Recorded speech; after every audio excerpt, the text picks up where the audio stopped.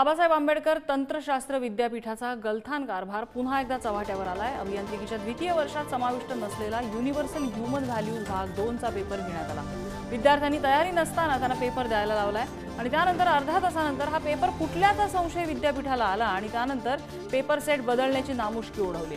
यात सर्व विद्यापीठाच्या गलथान कारभाराचा फटका विद्यार्थ्यांना बसला असून परीक्षेच्या वेळेपेक्षा 1.5 ते 2 तास अधिक विद्यार्थ्यांना बसावं लागलं। दरम्यान हा कारभार होऊन सुद्धा परीक्षा सुरळीत पार पडल्याची प्रतिक्रिया कुलगुरू डॉक्टर कारभारी काळे यांनी दिली आहे।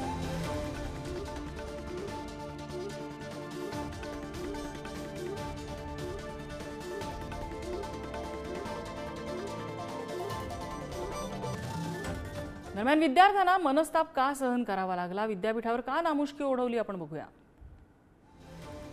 अभ्यासक्रमात नसलेला युनिव्हर्सल ह्युमन व्हॅल्यूज भाग 2 चा पेपर विद्यापीठाने घेतला।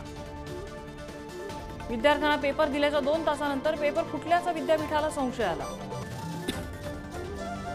पेपर फुटल्याचा संशय आल्यानंतर पेपर सेट बदलण्याचं विद्यापीठावरती नामुष्की आली।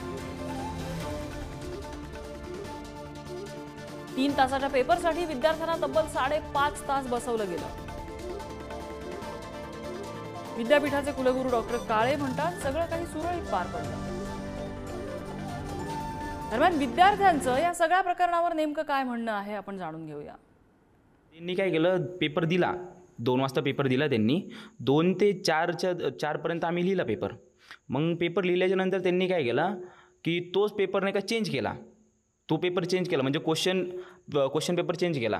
क्वेश्चन पेपर चेंज केल्याच्या नंतर मग नाही का त्यांनी 4-4:30च्या नंतर नाही का क्वेश्चन पेपर आणि आन्सर शीट आणली आणि ती दिली। ते दिल्याच्या नंतर मग नाही का आम्हाला नाही का ते बोलले की नाही का टाईम वगैरे वाढून भेटेल, सगळं भेटेल, डेट वगैरे हीच राहील आणि तुम्हाला नाही का नवीन पेपर लिहायचा आहे।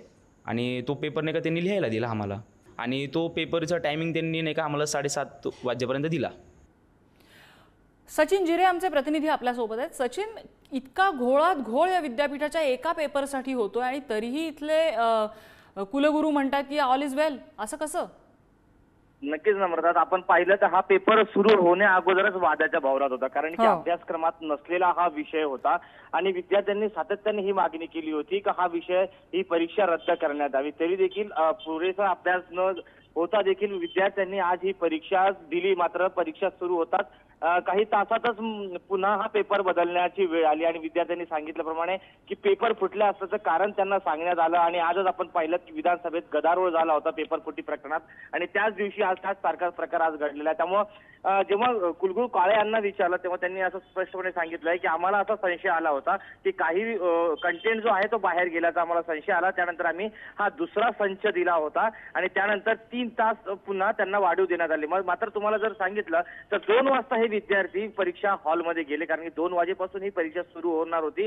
मात्र 4 ते 4:30 वाजे दरम्यान या विद्यार्थ्यांना पुन्हा परीक्षा देण्यास सांगितलं गेलं आणि साधारण 7:30च्या सुमारे हा पेपर संपला। जर आपण पाहिलं तर 5.5 तास विद्यार्थ्यांना ही परीक्षा द्यावी लागली। ज्या परीक्षा अभ्यासक्रमातच नव्हती अशी परीक्षा 5.5 तास विद्यार्थ्यांना द्यावी लागली आणि पुन्हा एकदा पेपर प्रश्न संच बदलण्याची नामुष्की देखील विद्यापीठावर आलेली। त्यामुळे हा भोंगळ सर्व कारभाराचा जो विद्यापीठाचा कारभार आहे त्याचा कुठेतरी विद्यार्थ्यांना बळी जातोय, अशा पद्धतीची सध्या भावना विद्यार्थ्यांकडून व्यक्त होत आहेत।